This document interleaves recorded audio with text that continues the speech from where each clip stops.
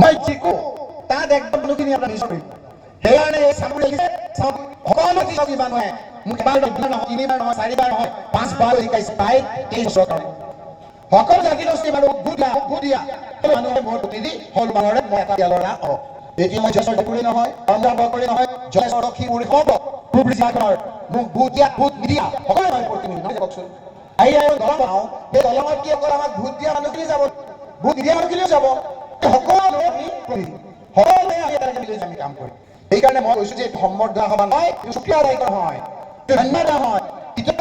কাৰণ এই মানুহখিনিয়ে মূল কংগ্ৰেছ কৰে মোৰ আপোনাৰ জিলা কংগ্ৰেছ মোৰ কংগ্ৰেছ মোৰ আপোনাৰ NSY মোৰ ইউথ কংগ্ৰেছ মোৰ মহিলা সেৱা দল মোৰ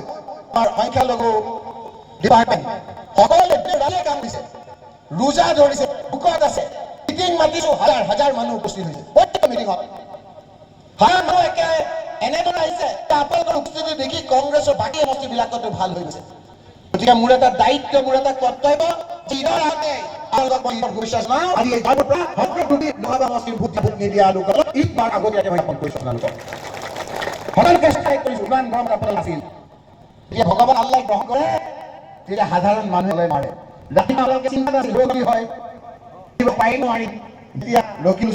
দিলে গৰম নাই ঠাণ্ডাও নাই সুন্দৰ কি পৰীক্ষা নহওক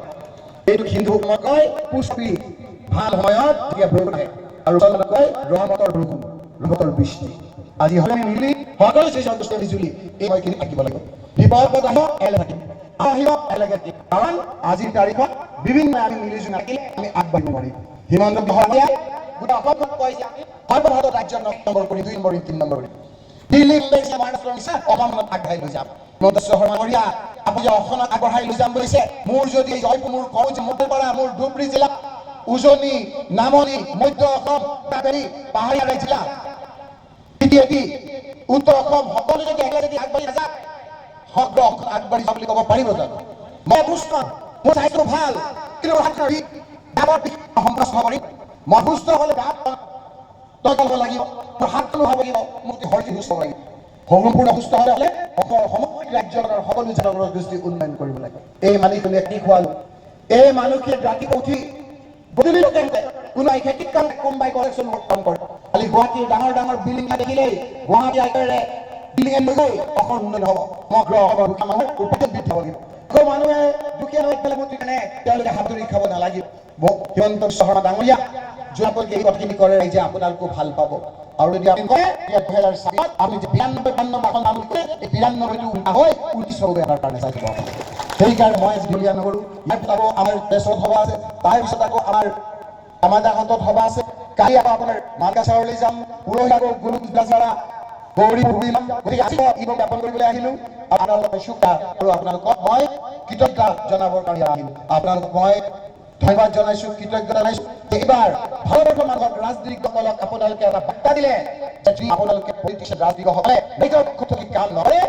বদৰুদ্দিন আজমলৰ চিনা হ'ব আজি ভাৰত আপোনালোকে এটা বাৰ্তা পঠিয়াই দিছে এই বাৰ্তা আমি ৰাজনীতি কৰি ৰাখি যাতে ৰাইজৰ পক্ষ কিন্তু তাৰ কাৰণে আমি পদে পদে মনত ৰাখিব সেই কথা মই মনত ৰাখি আপোনালোকৰ লগত এটা ভাল সম্বন্ধ ৰাখি আন্তৰিকতাৰে কাম কৰাৰ কাৰণে চেষ্টা কৰিম বুলি আপোনালোক মই কথা দি আপোনালোকে এই ঈদৰ বজাৰৰ হৈ এনেকৈ আহি উপস্থিত হোৱাৰ কাৰণে মই মোৰ অন্তৰৰ সহিত আপোনালোক ধন্যবাদ আৰু কৃতজ্ঞতা জনাই সুক্ৰিয়া আদায় কৰি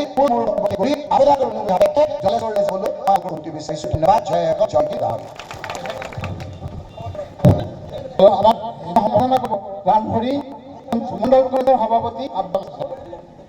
আর সম্বোধনা করব আমার বরপেটা জেলা পথ পরিচালনার সভাপতি রাখিছেন আর এটা সম্বোধনা করব আলাইকরি বিশিষ্ট সমাজকর্মী সুনাই সাহেব এইখিনি সম্বোধনা আমি ভাবনা দিছোঁ অতি সোনকালে পাব